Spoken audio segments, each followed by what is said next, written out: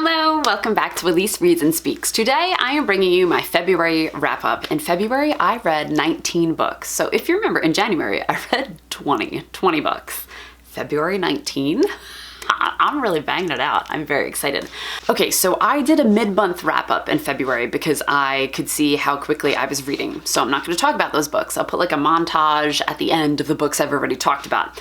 Plus, I've already talked about a bunch of the books that I had on my list for March arcs. So I'm not going to talk about those ones either. So out of 19 books, I'm only going to talk about 5, okay? Just 5 that I have not hit already on my channel. Okay, so the first one in chronological order of that 5 is A Song of Wraiths and Ruin. I listened to the audiobook of this one and it was okay. I feel like it took me a while to get into, and when I was finally into it, you know, it was exciting enough, but I felt like it just took me too long to get there.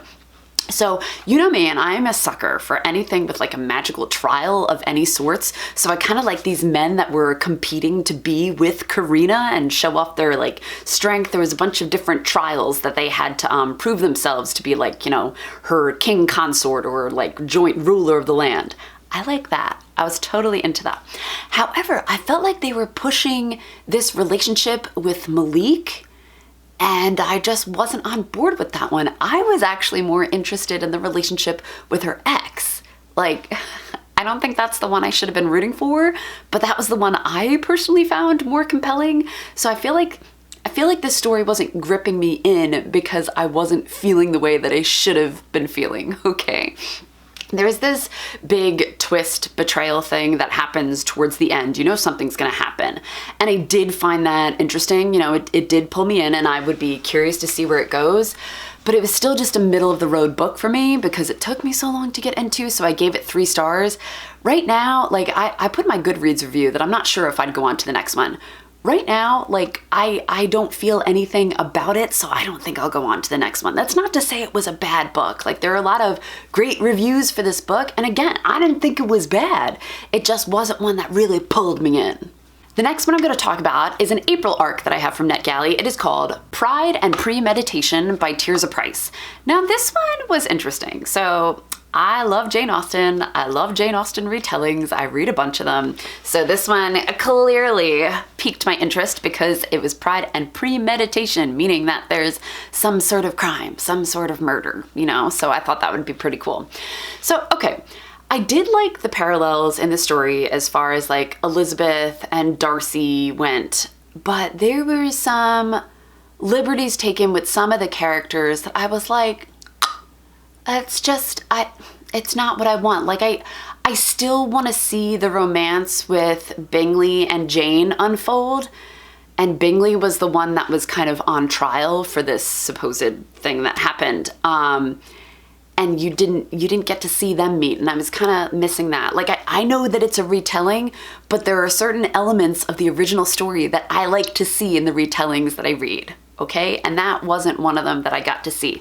However, I will say the good thing that this had is that it really, like, slapped the characters that you thought in the original needed a good smack, okay? Like, Collins gets smacked, Lady de Bourgh gets smacked, okay? Like, I enjoyed that. I enjoyed the creative license there because it was like, yes, they finally got something that was coming to them, you know? So I liked that. I liked that.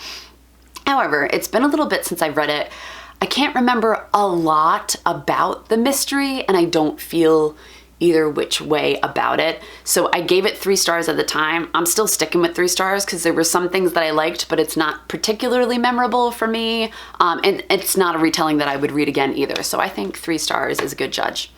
The next one that I read is actually a book that I started last year with my kid, and then we forgot about it, okay? Like, pandemic hit and things just go out the window and you just forget. And then we remembered that we were in the middle of this one, and we're also in the middle of School for Good and Evil, so we picked both of them back up, and I ended up finishing this one with him, and it is The Lightning Thief. Okay, first of all, this copy of The Lightning Thief, I love it. It is the illustrated version. It's also signed by Riordan. Let's see if I can pull up whatever page that is signed on. Oh, there it is.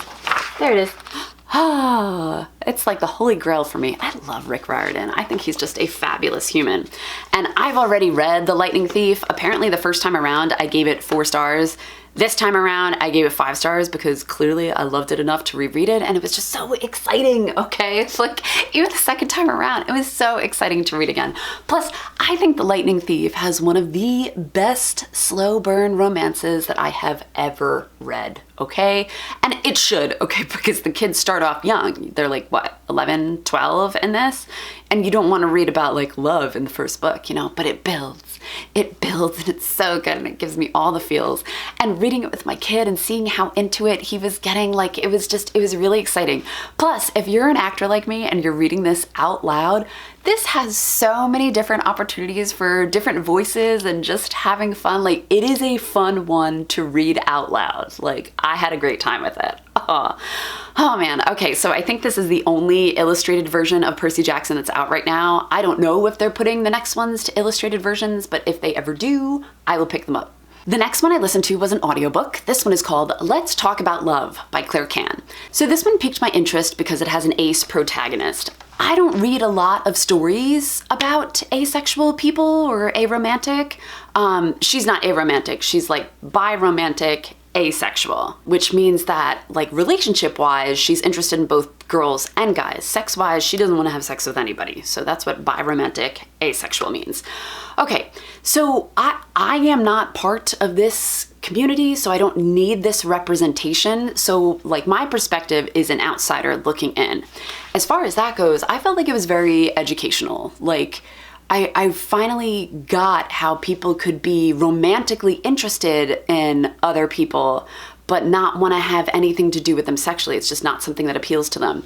They used a really good analogy in this book. Like she was talking to her friend, the main guy in this book, and she was like, you know, how do you feel about jogging? And he was like, it's fine. Like, I like it. She's like, you know, some people like jogging and they jog. And some people just don't like jogging, so they don't jog.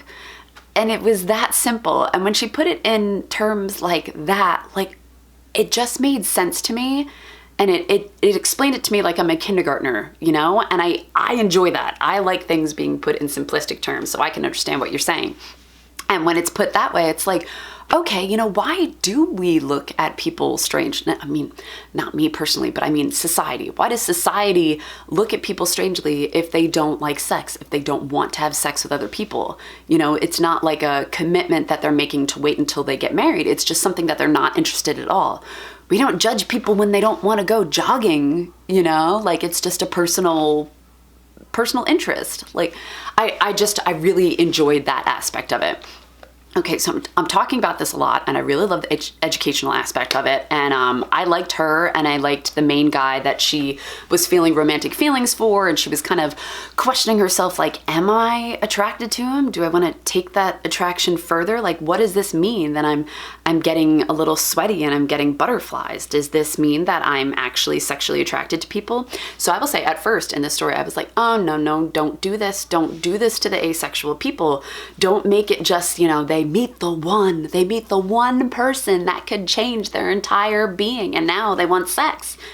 It's not like that. It's not. Thankfully, it is not. I was very nervous that it was going to be like that. You know the stories that like the person is straight until they meet the one that turns them gay, or the opposite. This person is gay until they meet the one that turns them straight.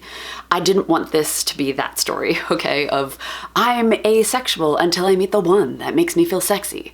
No. And it's not that story. So just in case you're reading this and you're thinking that going into it, it's not that story, okay? It's a good one. So the reason that I gave it 3 stars, I didn't even tell you my rating, I gave it 3 stars. It was because I felt some parts dragged on and it wasn't the parts that I wanted more of. Like, she had 2 close friends that were in a relationship with each other, in a serious relationship. So she was always kind of third wheeling with those 2.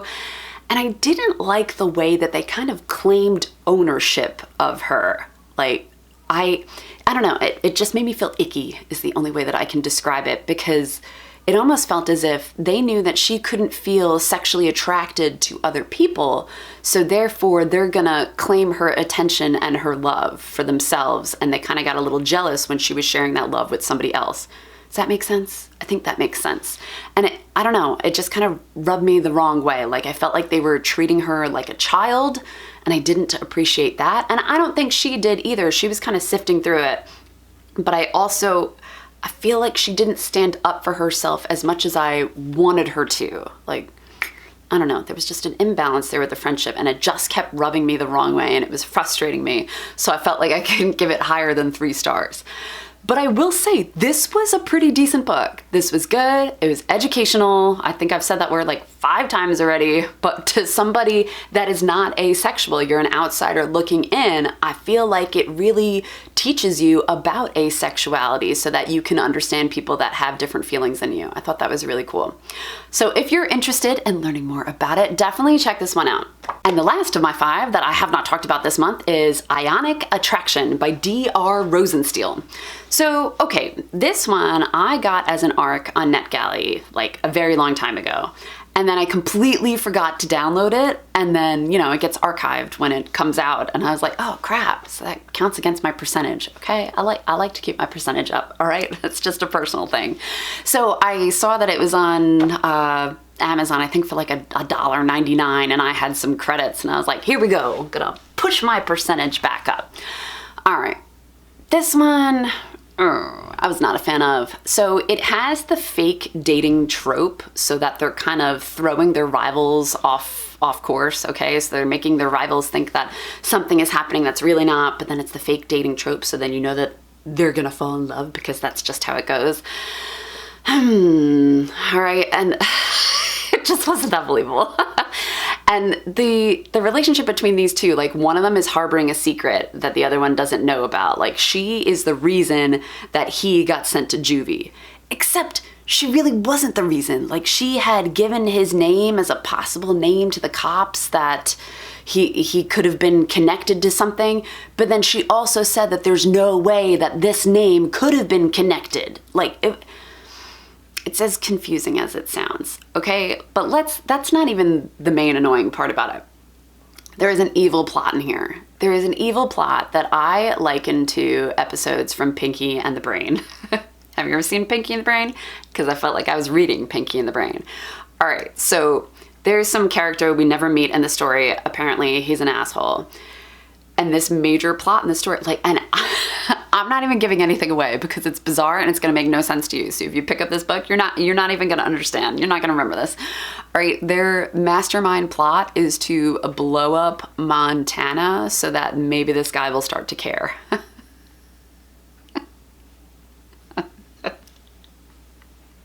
Like, I'm not even kidding.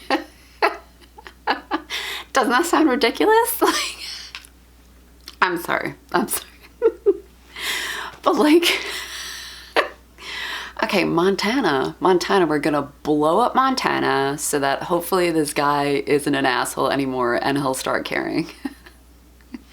Oh God, it's as stupid as it sounds. Okay. So like, I didn't give it 1 star because I didn't outwardly hate it, but I definitely didn't like it. It was ridiculous. So I gave it 2 stars. Firm 2-star category. All right, so those are the 5 books that I have not talked about this month, but I have read 19, so I'm gonna give a nice little montage here of all the books that I read this month.